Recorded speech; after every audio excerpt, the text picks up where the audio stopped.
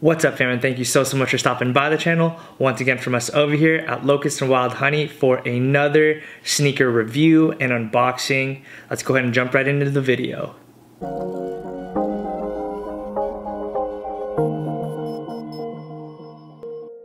Nobody expected the Y3 ZG Pure Boost dent to be exactly what it would end up being, selling for $800, $900. When you put Jerry Lorenzo's name into it and have him call it his everyday sneaker, things definitely and drastically change. Y3 has added its brand new iteration to the Y3 Pure Boost in a brand new colorway. It's got a whole new aesthetic, and let's see if it lives up to the big shoes that these original ones set.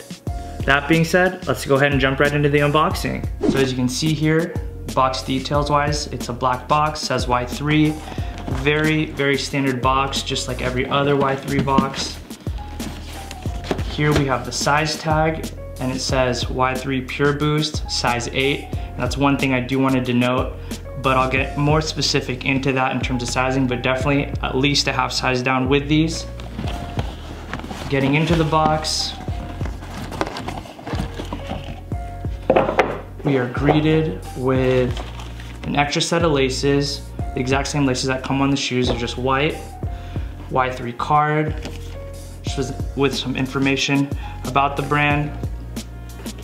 And we have two dust bags here, which are really nice. They're not quite silk, they're like a nylon material, but not complaining. Really nice dust bags. Now into the shoes. Here they are. As you can see, we have Yohji Yamamoto. Very nice pair of shoes. Honestly, the way these look in person far outlive the expectations I initially thought. I did not know that this would be this really metallic silver on the toe box. A really nice pair of shoes. The outsole is brand new. It doesn't have the Pure Boost outsole, but it's more like the Ultra Boost. I don't know if this is Continental rubber or not. It probably is. It feels just like the other Ultra Boost, but maybe they just didn't put the naming or the branding on it. Outside of that, guys, a very beautiful shoe, to say the least. These are probably my favorite shoes in my collection now. And that's relative to Yeezys, NMDs, all of them.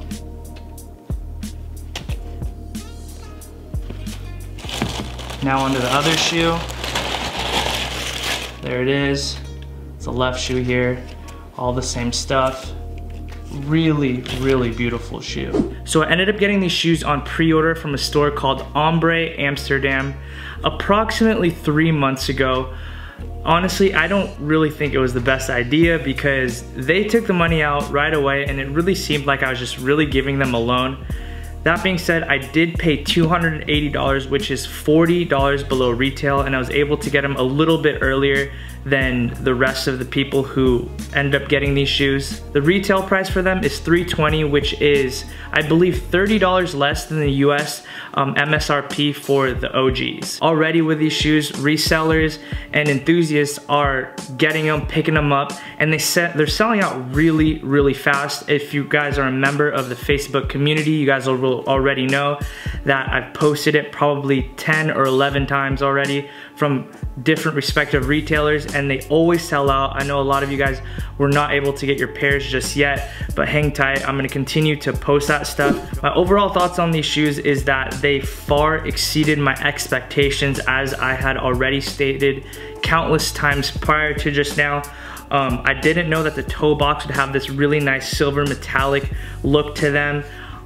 Just the quality overall, in my opinion, just far superseded what I had expected. I love the fact that they added the Continental or the rubber outsole, which is not like the Pure Boost outsole that was on the OGs. I really do think these are gonna last a lot longer. And one thing that I've already noticed upon trying these on is that the Boost is taken full advantage of. Because in my opinion, I didn't think the OGs were that comfortable. I found that Yeezys and Ultra Boost and even NMDs would definitely out comfort the OGs for sure. Now with this new iteration with this outsole here, it being that rubber Continental-esque outsole, I really do think that these are probably my most comfortable shoes in my collection. The upper is comprised of this mesh material, which is kind of a bummer to be honest with you because the OGs were prime knit. I don't notice too much of a difference in terms of elasticity, but with regard to comfort, I do think the upper on the OGs are more comfortable. Moving onward with regard to quality, the inside is all leather, just like the previous pair. Moving around the heel cup, you have this nice plastic heel cup. I mean, it's not insane quality. It kind of is reminiscent of a standard Ultra Boost, but I'm definitely not complaining about it. Working through the shoe, you have this TPU material that comprises the canvas for the Yohji Yamamoto font, as well as the 3 stripes that Adidas is known for.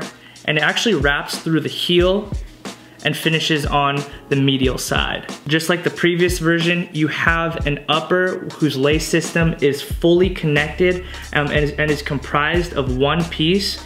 However, it is elongated. It's like really longer, and it makes for this folding effect that comprises the lacing system here, which isn't too noticeable. It doesn't really change anything with regard to comfort, outside of the fact that you can just really tie these shoes really tight, and I'm not mad about that.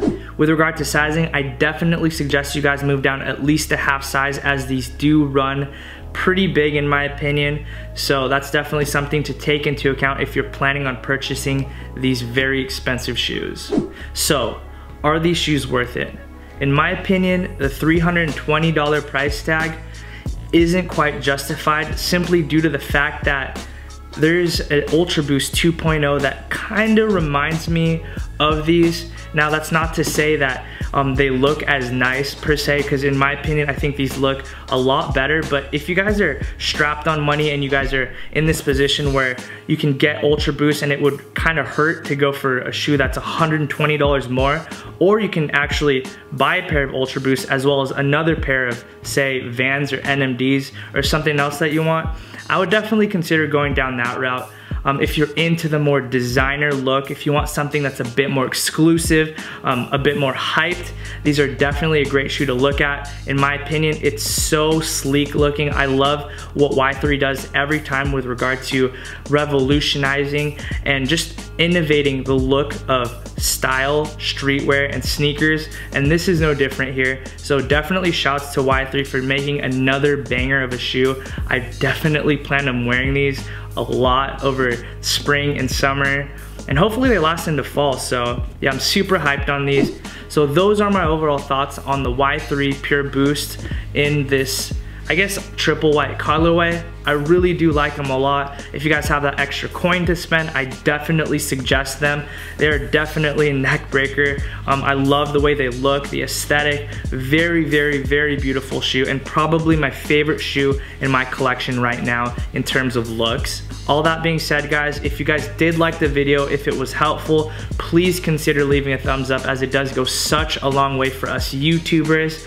And yeah, man, that's gonna do it. Please enjoy this B-roll with these shoes on feet. And as I end every video here at Locust&WildHoney, I'm gonna say peace and be blessed.